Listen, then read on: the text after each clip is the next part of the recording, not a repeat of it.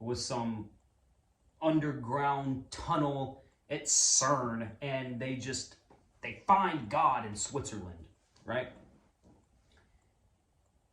What does that look like? Do we, suddenly start being nice to each other, building Whole Foods, treating the planet right because, fuck, there's an afterlife? Or is it more so we all run to Vegas, start eating baby back ribs while we do blow off strippers because, fuck it, there's an afterlife?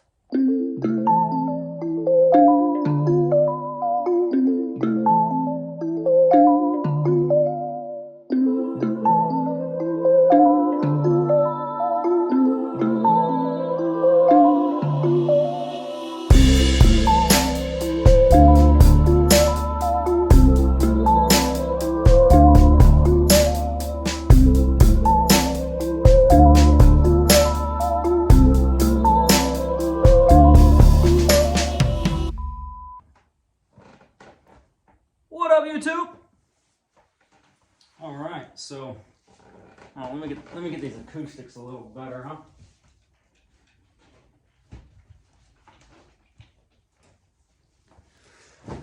All right, there we go. Yeah, that's a little better.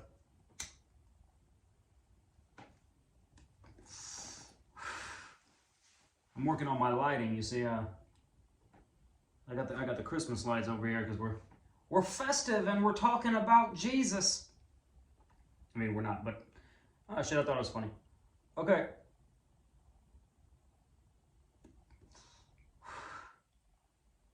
For today's discussion, in the back corner of the studio, where I like to do some thinking and tend to trip myself out, maybe you'll find it beneficial. We're going to talk about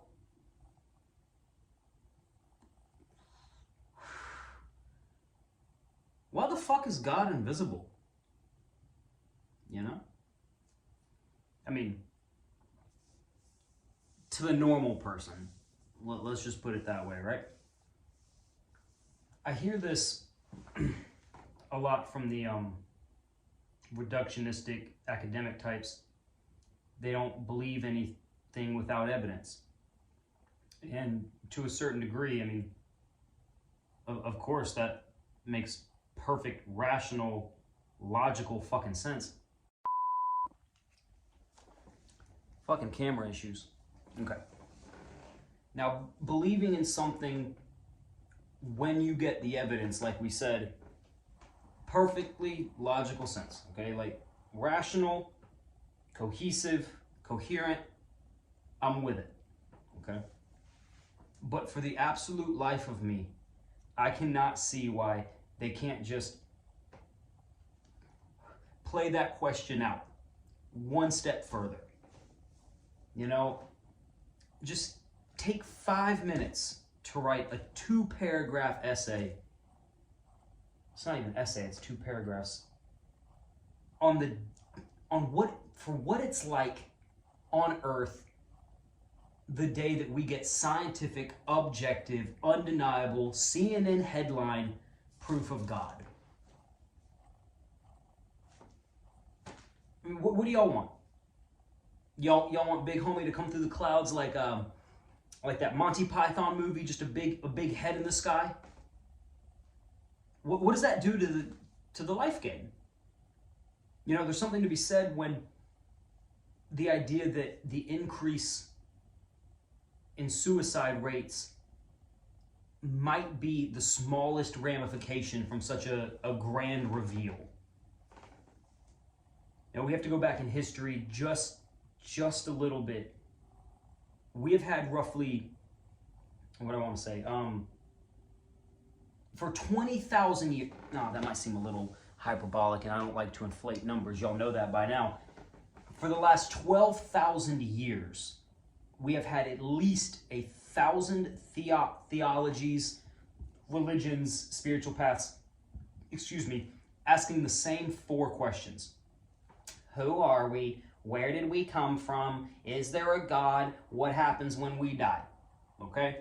They've been asking the same questions all across the planet for 12,000 years in every language you can come up with, in every spiritual path, like we said, that you can come up with, and there's still no objective consensus in 2022.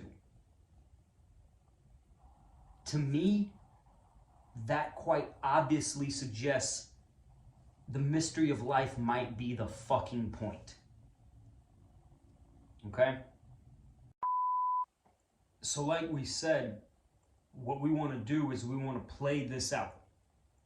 The day we get objective proof for God with some underground tunnel at CERN and they find God in Switzerland, right? What does that look like? Do we, suddenly start being nice to each other, building Whole Foods, treating the planet right because, fuck, there's an afterlife? Or is it more so we all run to Vegas, start eating baby back ribs while we do blow off strippers because, fuck it, there's an afterlife? The idea that neither one of those are actually more probable than the other. I couldn't devise a study that would suggest either one of them would, reign supreme or be more likely, to use better words. And why is this so hard for the intellectual types to play out? There is a very good chance that God, air quotes intended, is not meant to be found in a worldwide objective fashion. And again, like we said, I know it reads, well, super convenient for you, Zack. You don't need to prove God. On a certain level, it's already undeniable. If we just look out through basic history, we could find easily 1.7 billion personal anecdotes. I understand anecdotes aren't scientific, but when you cross the threshold of having about 100 million anecdotes, they're really suddenly not anecdotes anymore. They take on a whole different level, of understanding or evidence, whatever. God comes through the clouds. What the fuck do humans do? Now, this is going to be that one part of the video where I do introduce an assumption, so I'm going to go ahead and admit to these kind of logical gaps, all right, that I find it quite odd. I find it quite synonymous that if you prove God, you prove the soul. If you prove the soul, you prove the eternal nature of man. If you prove the eternal nature of man, you prove the afterlife. Okay, so proving God, for sake of conversation in this video, is the same thing as proving the afterlife. I can see someone in the comments right now, well, just because there's a creator doesn't mean there's... Yeah, I know. But again, for sake of this conversation, that is the thought train that we will be, taken to the next station or whatever. So, I'm not sure if I want to jump to the next part of this topic, but really take 3 minutes to think about it. All right, we prove God. Now what? Free will with parameters is not free will. And I know that that's so simple and so succinct and so fortune cookie that it almost cuts through the mental noise or the chatter almost too directly. So like, yeah, but why is there baby rape? It's like, like I've said before, I'm not the biggest Bible proponent, or I definitely don't come at this from a boxy Christian perspective, not in any of these videos. I hope people know that by now. But I do find it interesting that the second page of the Bible, okay, maybe the third page, but the second story of the Bible deals with one of the absolute biggest hang-ups that the intellectual atheistic types tend to have. Why is there evil in the world? They address that in story 2, page 4. of that desert book called the Old Testament, right? They already asked those questions. And I'll have a whole video on the Garden of Eden story kind of looked at from a little bit more of a psychological view, similar to what Peterson did, with some of the similar conclusions. But I think it's always interesting to get multiple takes on something, and then you kind of hodgepodge them in together and to see what we all have in common. And that's usually the best model for truth, whatever disconnected sources have in common, which is arguably one of my favorite evidences in the well, let's call it in the God column. In the God column. How did I say that? That sounded fucked up. Okay.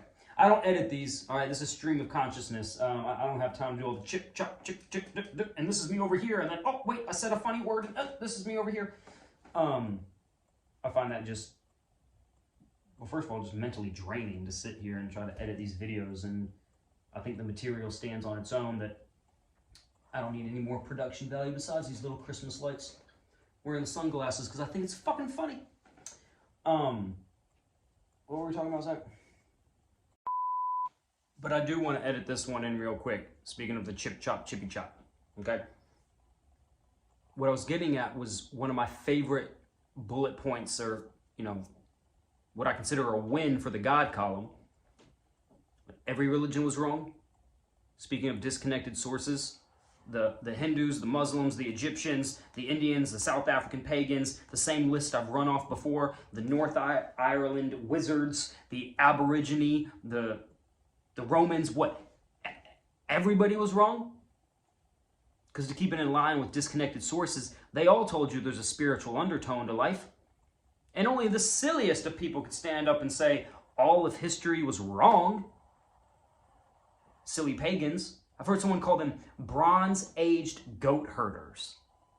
Did you just straw man all of history for the last 10,000 years? Including the Greeks that invented everything we do today. All right, so chip chop, chippy chop, put me back in the camera and go.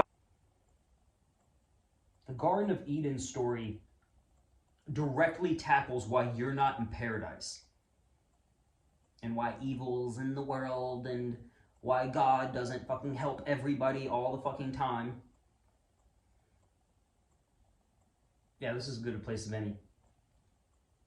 Here's why God doesn't step in and save you. Because where would you draw the line? Seriously. Think about it for the length of one shower tonight. God saves children, okay? Everybody under the age of 9, God sends a visible, objective, socially accepted angel to save kids under 9 years old. What happens at Tommy's 10th birthday?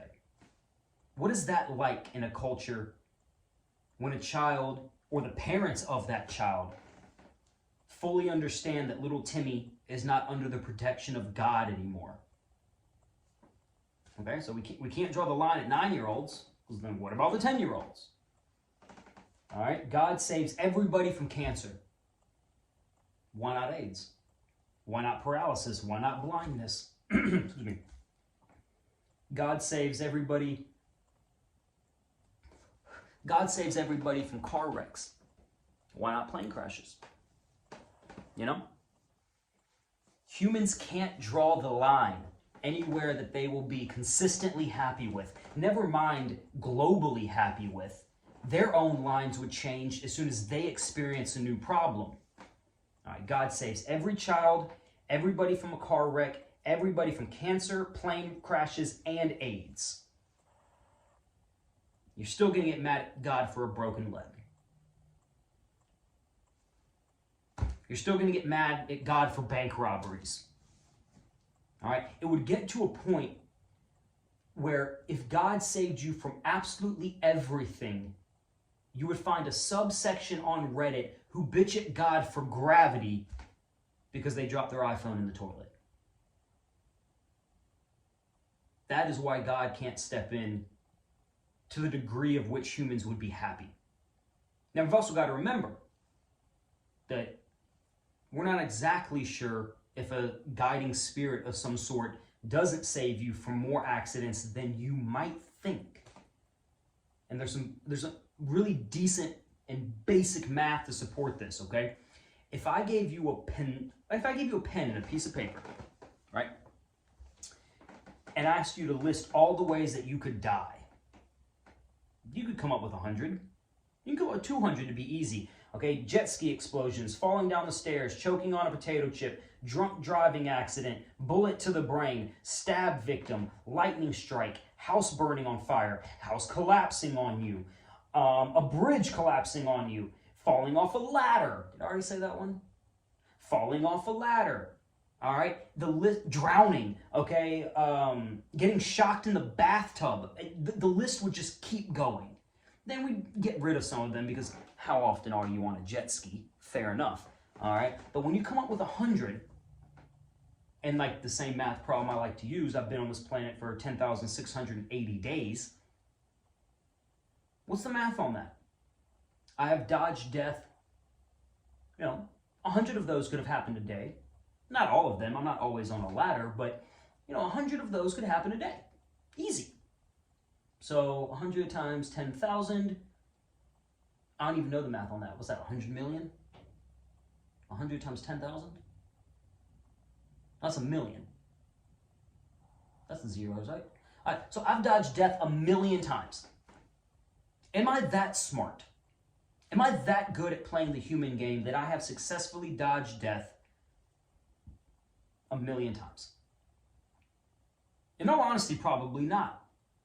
It's a very simple thought experiment that would suggest something is looking out for you on a level. I'm not saying it's a spooky spirit. I'm not saying it's somebody on a cloud in the chair like Mount Olympus Zeus shit. I'm not saying it's angels. I'm not saying it's my dead grandmother. I'm just saying you would actually expect more freak accidents to happen because humans are fucking retarded. Have you seen us? Have you been in a Walmart?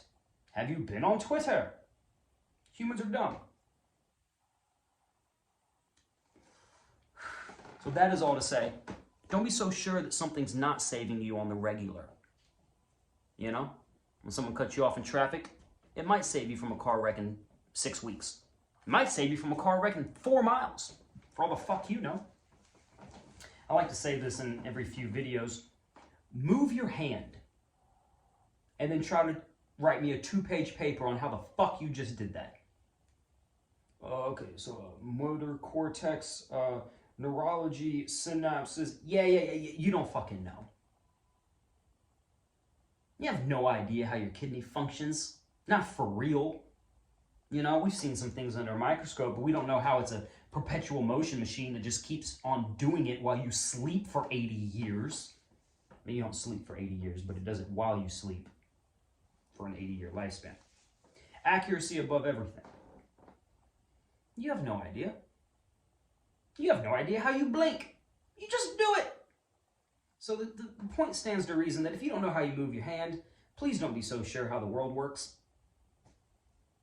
It's suppression, it's denial, it's pathological, it's egoist, it's egotistical, or an underlying egoism, whatever makes me sound pretentious while I wear these, sunglasses at night in the back of the studio. In case I'm losing anybody, there's always a recap about halfway through.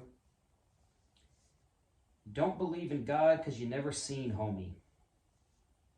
Imagine the day that we all do. What the fuck's that look like? So mad at the world for having evil in it.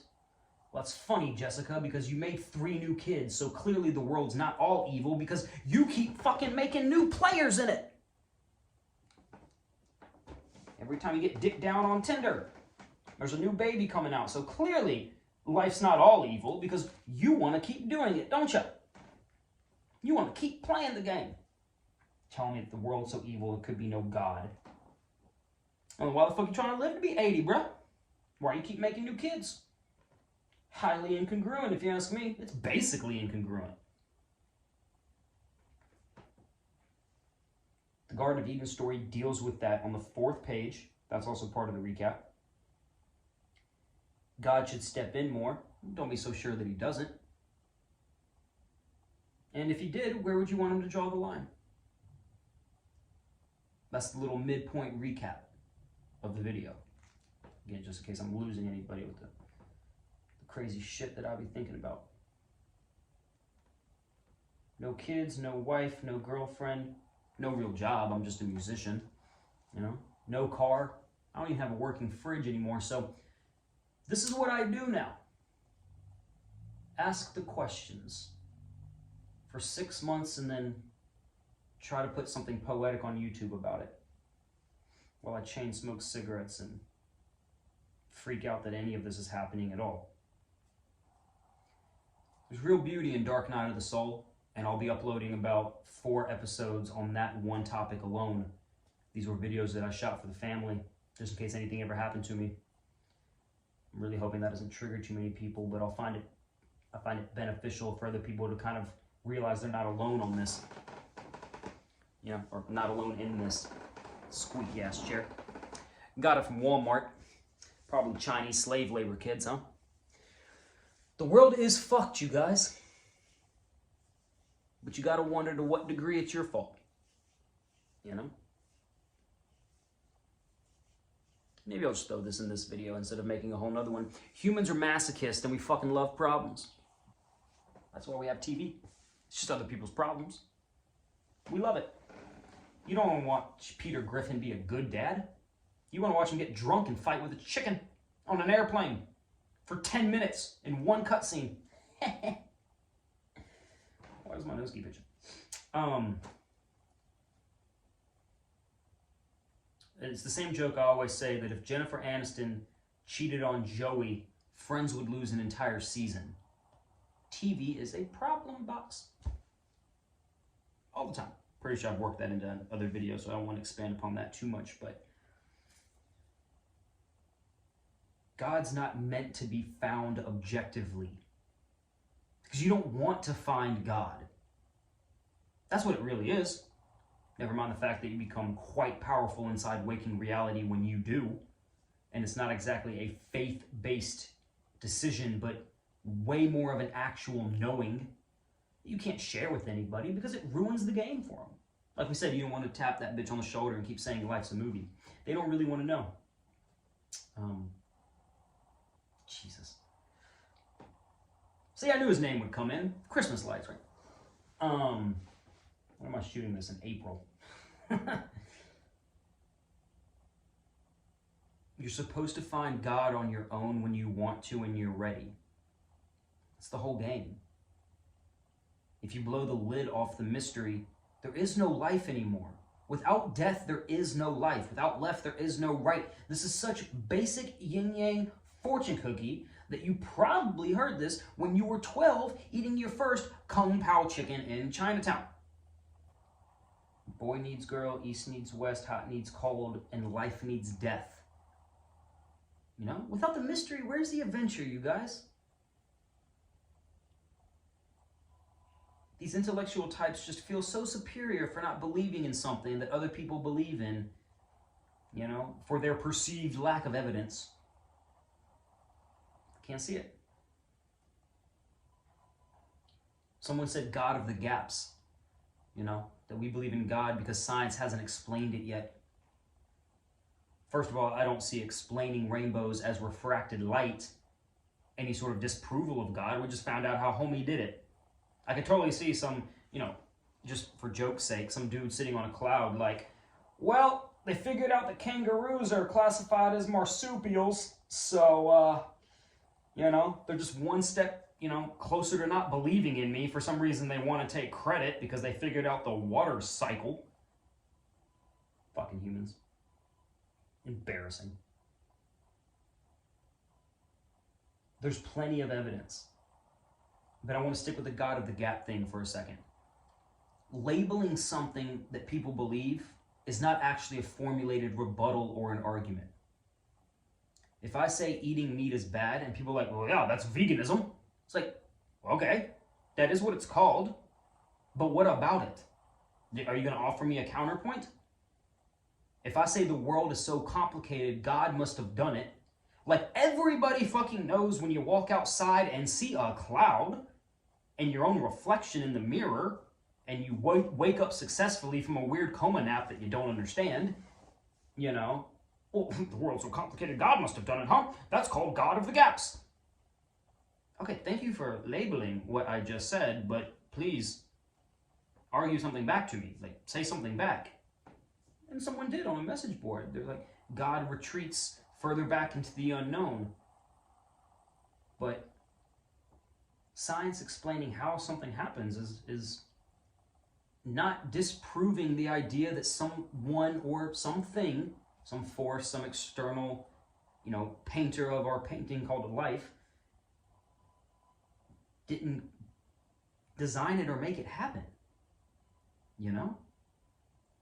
I could totally take apart your toaster oven, tell you exactly how it's made, but doesn't disprove the person that worked for Sears that designed the new Kenmore edition for the Labor Day sale that can also do bagels, Hot Pockets, and your toaster strudels. All right, doesn't disprove the person that needed to make it just because I understand how your toaster oven works. Well, the coils heat up and the iron oxides from the electrical circuits, it's AC power, not DC power. Someone still built the toaster. So I went and got the other iPhone so I can write out the notes and get a good recap. Atheists are out there trying to prove God objectively.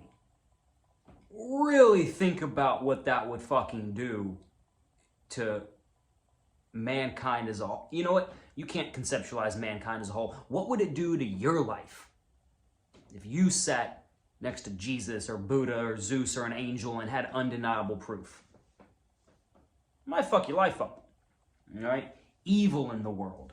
People are mad at God for evil in the world. Where would you like him to step in and start saving people? You gonna be happy with a line? You probably move that line every 6 months when something happens to you. You get in a slight fender bender with your new Lexus, and now you're mad at God for creating roadways and traffic lights and some other blame game. God of the gaps. I'm sorry, it's just labeling the other person's belief. It's not actually a formulated rebuttal. I've said that, but that's definitely part of this recap. Move your hand. Try to tell me how you did it. You can't. So, maybe adults shouldn't have so much just pathological surety. Don't be so sure that God doesn't step in and help your life once in a while. Everyone knows what a synchronicity is. And maybe it is our neurological network and you just want to reduce it into fragmented memories that we string together like spaghetti noodles. Yeah, but they still happen. And they still seemingly improve your life once you start to follow that moral conscience and that compass and stuff like that, right? A lot of people act like they want to find God. They don't. Because then you got to start, doing the fucking work, right? The game of life does get weird, y'all. As soon as you look outside and realize your brain's 82% water, your brain's 82% that clear shit falling from the sky. Brain, rain, a joke I've made before, but you know what I'm saying? That's the recap. Objective proof of God would crash reality. And then all the other little fun things I said in between was just to fill the video because I was feeling creative before I go eat my tikka masala. Whatever Indian food I'm going to eat. Actually quite hungry. All right, Zack Symes, thank you so much. Come back next week, whenever that is, and, the time-space continuum. And we'll talk about more weird shit with some Christmas lights in the corner. Because I think it's fun. And I feel like a lot of things I say are they're profound, but they're simple. I mean, they're not hard. No, yes, I guess he's right that if Fox News and CNN proved God, then shit would get weird.